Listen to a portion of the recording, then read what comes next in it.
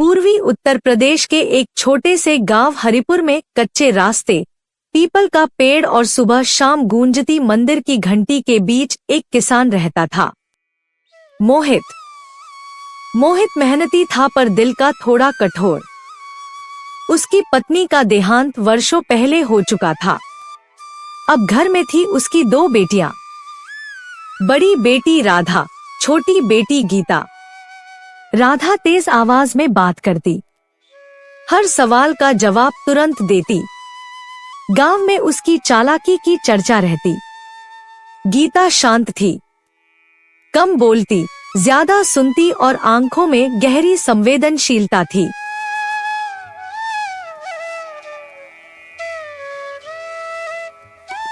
गांव की औरतें अक्सर ताना मारती, मोहित, तेरी बड़ी बेटी तो ससुराल में राज करेगी राज, उसके लिए कोई अच्छा सा लड़का देखकर उसकी शादी करा दे। और तेरी छोटी लड़की तो कम समझदार लगती है, बिल्कुल चुपचाप रहती है, ना किसी से बोलती है, ना किसी के पास आती है, चूल्हे से आगे सोचती ही नहीं है। उसे कहीं भेज क्यों नहीं देता?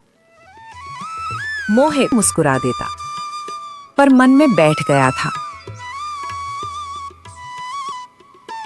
एक शाम चौपाल पर गांव के बुजुर्ग बैठे थे।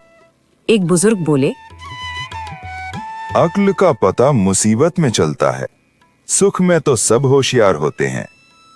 होशियारी का पता तब चलता है जब उसकी परीक्षा ली जाए, इसीलिए समय रहते सब कुछ परख लेने चाहिए।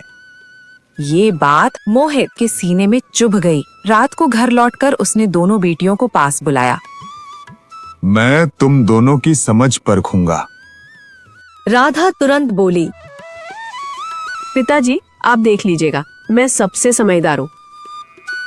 गीता चुप रही, सिर झुका लिया। मोहित ने फैसला सुनाया,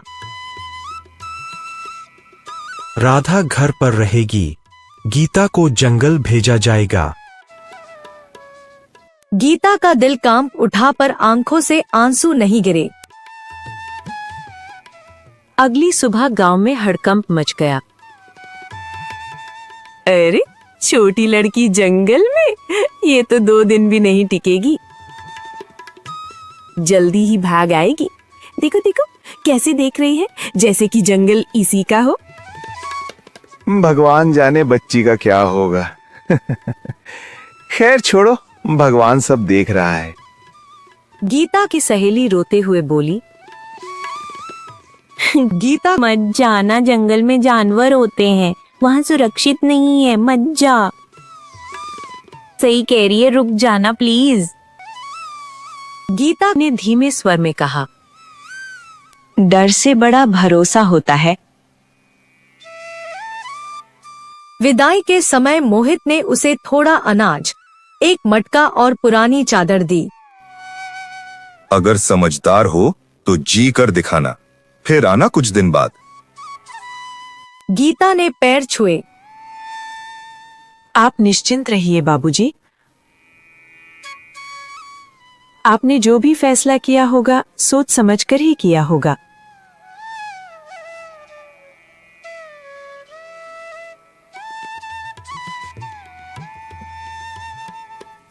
जंगल घना था, चारों ओर सन्नाटा।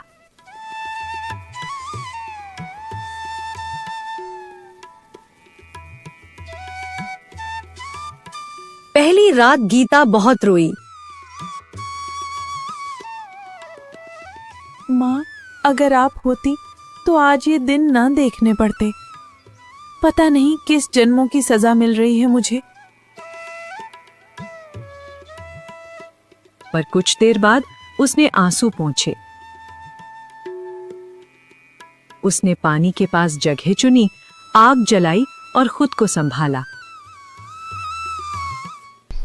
दिन बीतने लगे। गीता जंगली फल पहचाने, लकड़ी जमा की, हर कदम सोच कर रखा। वो समझ गई थी, ये जंगल ताकत से नहीं, समझ से जीता जाता है। एक दोपहर गीता लकड़ियां चुन रही थी कि उसे कराहने की आवाज आई।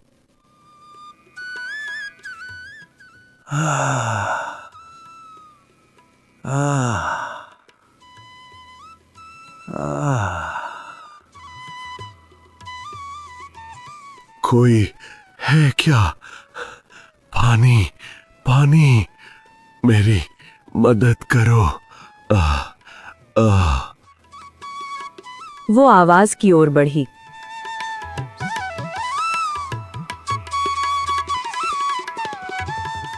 झाड़ियों के पीछे एक बूढ़ा आदमी पड़ा था।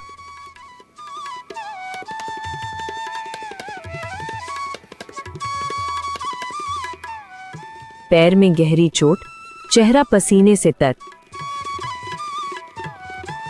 बाबा, डरिए मत, मैं आपकी मदद करूंगी। आपकी ये हालत कैसी हुई और आप यहाँ कैसे? बूढ़ा रो पड़ा। 3 दिन से भटक रहा हूं बिटिया, लगा यहीं मर जाऊंगा। लगता है भगवान ने तुझे यहां भेजा है। गीता ने अपने मटके से पानी पिलाया, चादर फाड़कर पट्टी बांधी। रात भर वो उसकी सेवा करती रही। जब तक सांस है आप अकेले नहीं हैं। जब तक मैं आपके साथ हूं आपको कुछ नहीं होने दूंगी। अब आप आराम करिए, सब ठीक हो जाएगा।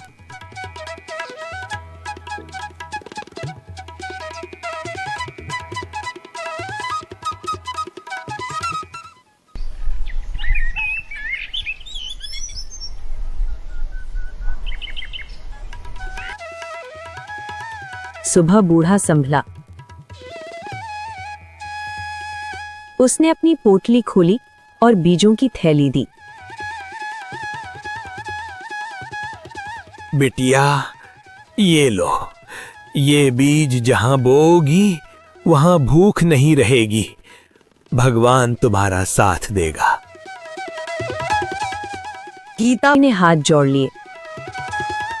मैंने मदद के बदले कुछ नहीं किया, ये तो मेरा फर्ज था।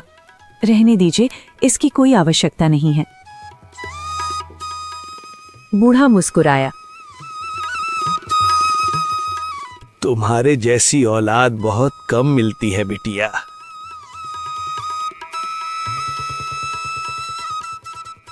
ये दान नहीं, मेरा आशीर्वाद है, रख लो। इधर घर पर राधा का असली रूप सामने आने लगा। काम से जी चुराना, पिता से बहस। पिताजी, अनाज खत्म हो गया, बाजार से लाइए। मोहित बोला।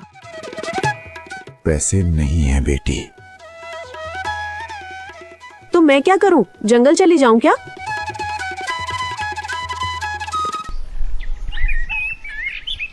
गांव वाले फुसफुसाए। बोलने की अक्ल, करने में फिसड्डी। हम तो इसे समझदार समझते थे, ये तो बिल्कुल बिगड़ी हुई लड़की है। अपने बाप से कैसे ऊंची आवाज में बात कर रही है। इससे अच्छी तो गीता, जिसने कभी ऊंची आवाज में नहीं बोला। 6 महीने बाद गीता गांव लौटी। दुबली थी पर आंखों में तेज था। उसके साथ जंगल के लोग थे। मोहित की आंखें भर आईं। गीता बोली, बाबूजी, आपकी परीक्षा पूरी हुई। क्या मैं इस घर में रहने लायक हूँ या नहीं? यदि और कोई परीक्षा लेनी है तो मैं तैयार हूँ।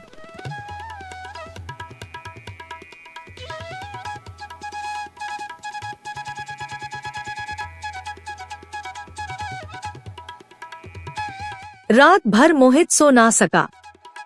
सुबह उसने सबके सामने कहा, मैंने आवाज को समझ लिया और खामोशी को कमजोरी। गलती मेरी थी, मुझे माफ कर दे बेटी। उसने गीता के चरण छुए। गीता ने उसे उठाया। टेंशन लेने से कुछ नहीं होता है पिताजी, सब ठीक हो जाएगा। पछतावा ही सुधार की शुरुआत है।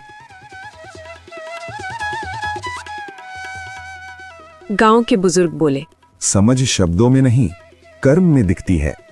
इसीलिए कभी भी किसी के ऊपरी व्यवहार पर भरोसा नहीं करना चाहिए।